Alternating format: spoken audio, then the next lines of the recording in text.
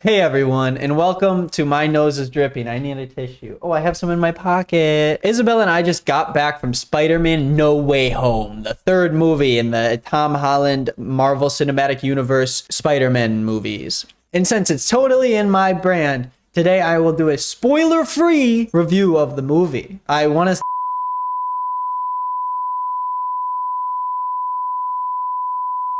She spoiled the movie, but I'm going to bleep out everything she just said. I want to do a spoiler review on this. Let me know if you want to see it. If the video does well, I'll do it later once everyone's seen the movie, because it's really hard to talk about it without spoiling, but I'm going to do my best to not say anything spoilery, but I'll say what I'm going to say before I say it. I'll be like, hey, now I'm going to talk about the villains in case you want to skip past the part where I'm talking about something you don't want to hear about.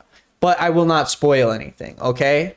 I will not do any spoilers. I won't say anything that actually happened besides what we know from the trailers and blah, blah, blah. Review starts now. It is the third movie following Spider-Man. What is it? Far From Home. Nope. Everyone, spoilers for Spider-Man Far From Home. I'm going to give you a second to click away. Everyone finds out at the end of the movie, Mysterio goes, I was killed by, Spider-Man killed me and he ruined everything and he's Peter Parker. And then Spider-Man goes, oh, and then the movie cuts off because it always cuts off with him saying the F word.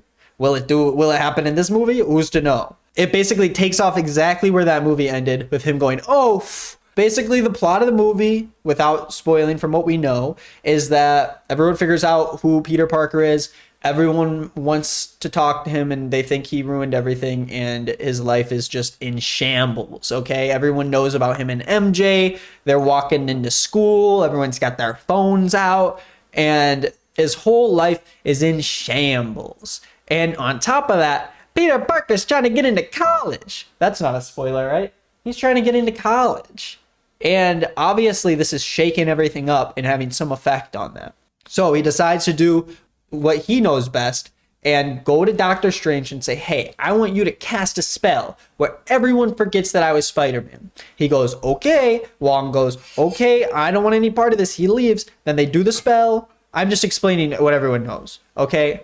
And basically, Peter Parker's an idiot, and he's like, wait, I forgot I want MJ to remember who I am.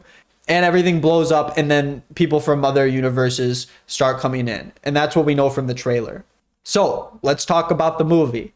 The movie was, I feel like, a good length. I don't know how long it actually was. Let me look it up. 2 hours and 28 minutes. And it felt like about that long, but I didn't get bored very often, okay? Let me start off by saying my recommendation, if you're a Marvel fan, you've seen all the Marvel movies, or if you've seen any of the old Spider-Man movies, because as you know, there's characters, there's villains that come from the old movies into the new ones. If you've seen any of those movies, you should watch this movie. It's entertaining. It's fun. I love Marvel movies, most of them. A lot of them I don't. But this one, I had a fun time watching.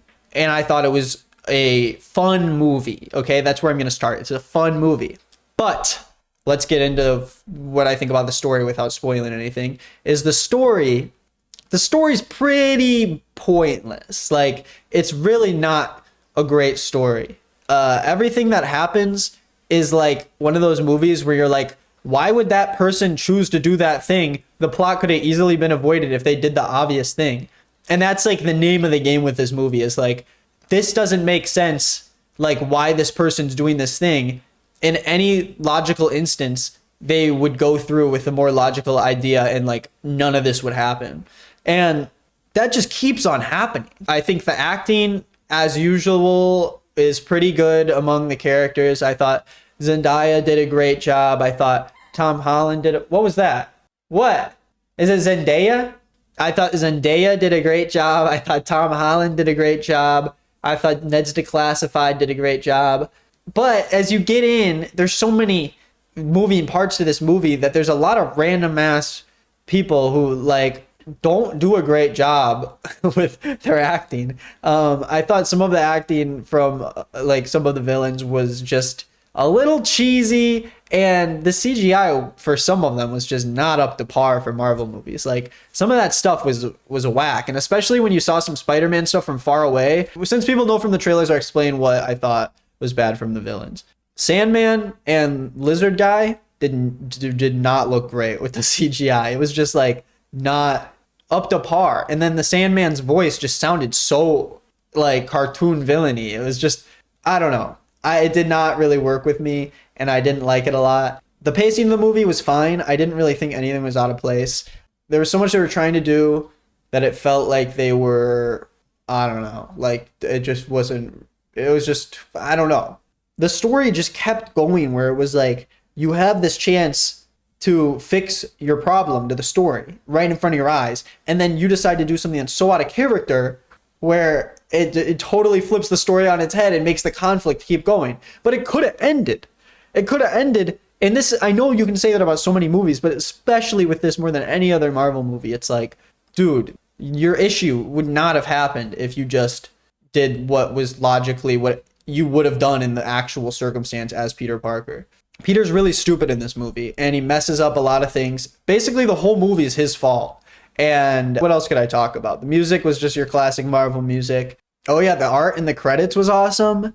I thought the music at the end credits was awesome. Well, I'll talk about the end credit scenes later, so you can avoid it if you don't want to hear me say like if I liked it or not or whatever. Yeah.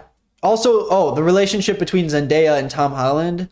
Isabel and I were talking about how I think a lot of people agree with the fact that it moved so fast and picked up to such a pace where it's like, do these people barely know each other? They didn't know each other at all in the first movie, or they did, but they weren't talking very much. Second movie, they were like getting to know each other and starting to like each other until the end. And then this last movie, it's like, what, are we married for like 50 years now? Why are we, what is going on all of a sudden?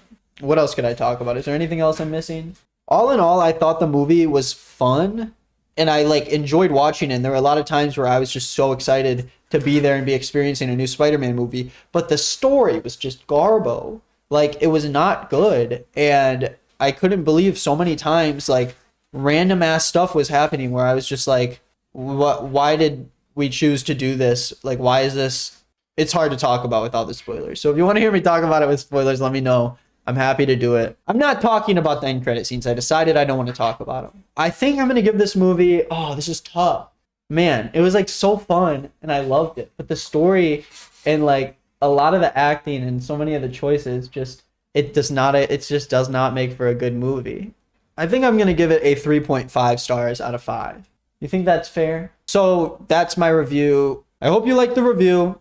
I hope I didn't spoil anything and make you think certain things about theories and stuff, because I know there's a lot of theories and I'm not going to like confirm or deny any of them. But go see the movie if you're a Marvel fan or a Spider-Man fan. If you're not, you can still go. It's still fun, but knowing the past Spider-Man movies because of the villains obviously helps. And, I hope they go forward with more Spider-Man movies. The movie, for me, was pretty disappointing for a Spider-Man movie, but no matter what, those Spider-Man movies are so fun. So I always have fun. I enjoyed being there. I saw it in IMAX. 3 p.m. for some reason. Whatever happened to midnight showings pisses me off. And I think that's all I have to say. Let me know in the comments if you want a spoiler review in like 1 week when everyone's seen it. And until then, I'll see you later. Thanks for joining Nick's Movie Reviews. I'll come back for the next movie review, which is, I don't know when the next big movie is coming out. Maybe Avatar 2 in a couple of years. Avatar 2? The people love Avatar 2. Bye. Isabel's on a call. Bye. No, I just got